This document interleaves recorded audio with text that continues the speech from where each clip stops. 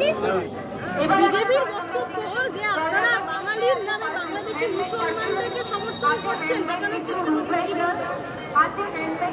আজ থেকে কদিন আগে হুগলির চুঁচুড়ার দেবাশিস দাস, যাকে কিনা উড়িষ্যায় পিটিয়ে তাড়ানো হলো, তার পাশে দাঁড়িয়ে বাংলা পক্ষ লড়েছে। দেবাশিস দাস রোহিঙ্গা, বাংলাদেশি মুসলমান। আজকে পিংলা পশ্চিম মেদিনীপুরে, সেখানে হিন্দু বাঙালি ছেলে, ঘটি ছেলে আমার মতো, তাদের পদবী বারিক, তাদের পদবী হচ্ছে জানা, অরূপ জানা, তাদেরকে পিটিয়ে গুজরাট থেকে ফেরত পাঠানো হচ্ছে এবং বারিকের পিঠে গুজরাটের পুলিশের জুতোর দাগ। এই বারিকার জানা হচ্ছে রোহিঙ্গা, ঠিক আছে? বারিকার জানা রোহিঙ্গা। আজকে সুজন সরকার মুর্শিদাবাদের, তাকে উড়িষ্যায় প্রথমে তাকে বলা হয়েছে সে ভারতীয় না বাংলাদেশি, সে বলেছে ভারতীয়। তারপরে বলেছে হিন্দু না মুসলমান, সে বলেছে হিন্দু। তারপরে বলেছে যে প্যান্ট খুলে দেখা, সে ইতস্তত করেছে। উড়িষ্যায় তার প্যান্ট খোলানো হয়েছে, প্যান্ট খুলে যা দেখার তা দেখে স্যাটিসফাইড হয়নি।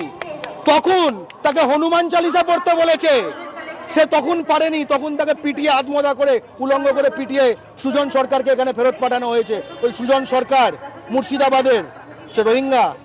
হ্যাঁ, আজকে পশ্চিমবঙ্গে বাঙালি জাতি, হিন্দু মুসলমান নির্বিশেষে তাদের ওপর আক্রমণ চালানো হচ্ছে, কারণ বাঙালি জাতিকে বিজেপি ধ্বংস করতে চায়।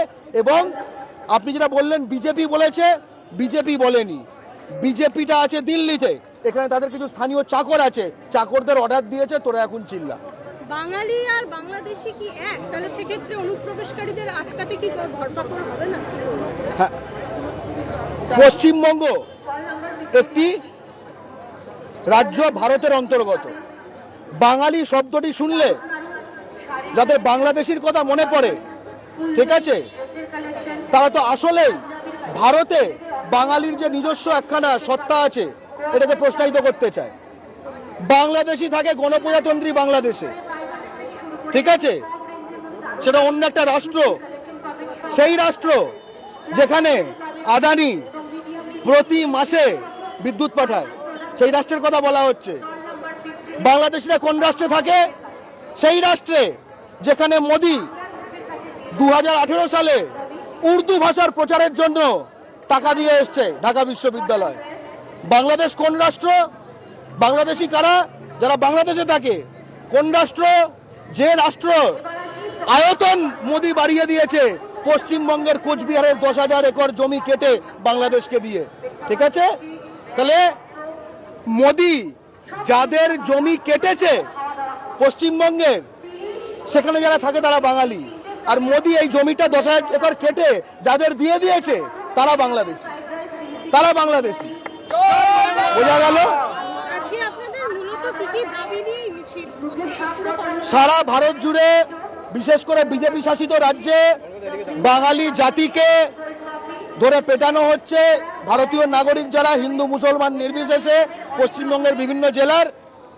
অথচ একই সময় আমরা দেখছি পশ্চিমবঙ্গে বিহারের এমপি যে যাদব, মধুবনীর এমপি, সে এসে বলছে পশ্চিমবঙ্গে 2 কোটি বিহারি কাজ করে। আমরা দেখেছি যে মমতা বন্দ্যোপাধ্যায় বলছে যে কলকাতা পৌরসভায় 90% লোক বিহারি কাজ করে। তার মানে বাংলায় কাজ আছে, বাঙালির কাজ নেই। আর বাঙালির কাজ নেই বলে আমাদের ভাইদের বাইরে যেতে হচ্ছে এবং সেখানে গিয়ে লাঠি জাটা খেতে হচ্ছে বিদেশি দাগিয়ে। বাংলার পক্ষ আজকে স্পষ্ট দাবি, বাইরে মারছে আমাদের, এ নিয়ে হাহাকার যেরকম করছে, হাহাকার দিয়ে সমাধান নয়। অনেক হয়েছে হাহাকার, এবার চাই অধিকার পশ্চিমবঙ্গে। সেটা এই কলকাতায় হোক, বড়বাজারে হোক, রাজাবাজারে হোক, মেটিয়াবুরুজে হোক, কলকাতা বন্দরে হোক, বানতলা লেদার কমপ্লেক্সে হোক, গঙ্গার দুপারে জুট মিল হোক, খড়গপুর হোক, লজিস্টিক সেক্টর হোক ডানকুনিকে কেন্দ্র করে, মাইনিং সেক্টর হোক আসানসোলে, সর্বত্র 90% পশ্চিমবঙ্গের ভূমিপুত্র বাঙালি নিতে হবে।